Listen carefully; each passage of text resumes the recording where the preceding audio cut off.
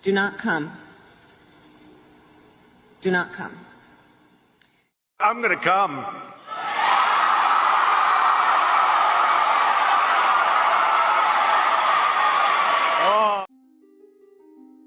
Hello everyone, my name is Healer and welcome to Halloween Spooky Month event.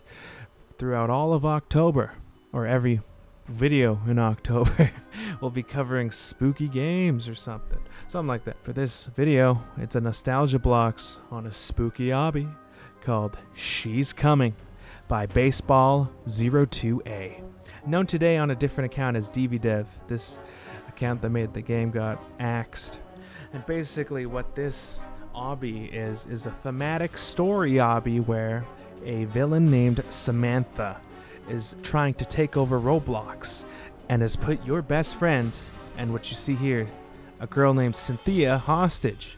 And we gotta do our best to save Roblox and these two characters. It seems pretty simple at the start, but one of the gripes I have about it is that the plot leaves a lot to be desired. And I get it's probably made by a kid, but even like with the nostalgia goggles on, it's not that great. One of the problems I have is that it's kind of shifts a lot. Like, look at this, look how the economy shifts. $6.99 for a chocolate bar? That's normal now. It's no longer extortion.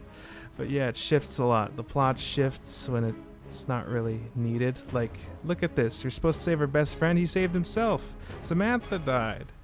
Like, the game's over.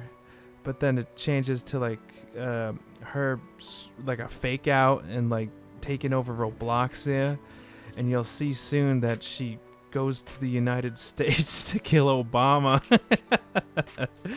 Another problem I have is the world building. As you see here, there's no real, setting. Because, like, it starts off in the Roblox universe, and I guess it goes to Roblox HQ, and then the United States of America. Like, what universe are we in? What's the canon? What's the lore? And the what do you call cutscene technology. That word escaped from my vocabulary. But the cutscene technology is just very weird. It might be a product of its time, might be the limitations within its time. I played this in like 2012, 2013, somewhere around there, so maybe it didn't exist yet. But the fact that you had to see all these scenes right next to each other, you kind of have to suspend your disbelief by quite a considerable amount in order to fully digest the plot. But even then, it's still not that good. That being said, I did mention weird cutscene technology. I think it's preferable to what future installments have, because the fourth game, pictured in the corner here, it's just one big fucking cutscene, and I guess it's unfinished, but you can't even skip it. As you can see here, Obama's getting threatened by fucking Samantha, and we just jump over federal logos till we win, and it's something else, man. But one thing I can say is pretty good is I think Samantha as a character is pretty interesting, although the plot kind of neuters that aspect. She's framed like a failed protagonist. Everyone in the Baseball's Coming universe doubts her. She excels at unconvention, as in a sequel to this game states that she's a D- average student. She's good at taking over Roblox. Yeah, we keep having to fucking stop her. And she's driven to success. She's able to best telemod. She's able to, for at least a short while, succeed in her goals before some bullshit comes on.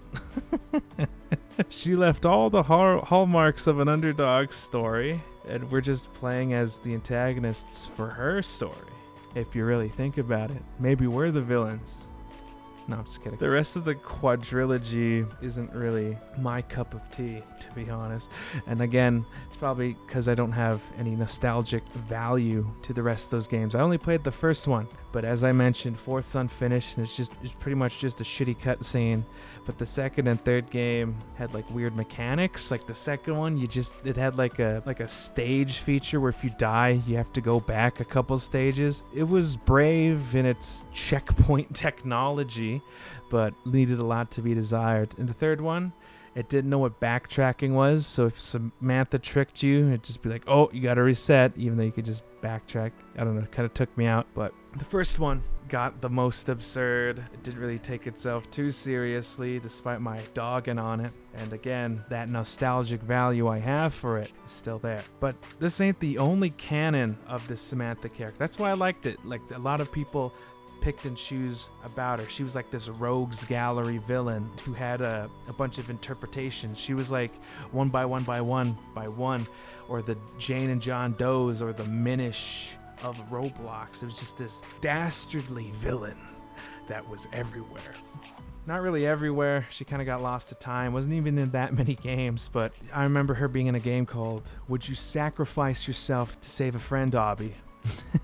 I tried looking for it for this video, but I couldn't find it for the life of me. And there was also, and I say this also, a weird guy. His name was Sergeant 59. I kind of did some skimming around, and he had a cult and a clan based on Samantha, and apparently he had the hots for her too. What the hell is this, man? But all that aside, it's funny. I think there was even an actual account somewhere. I saw like I skimmed a wiki article like once. It was like an actual account. But you got your own cult, you got your own clan, you got a couple games after you. Samantha was an underrated Roblox villain. And I guess that's what I wanted to highlight in this nostalgia blocks. This spooky obby, this dastardly, scary villain who was a threat to Roblox at every appearance she was in. I thought it'd be an interesting story to tell you. I give you my thoughts about it.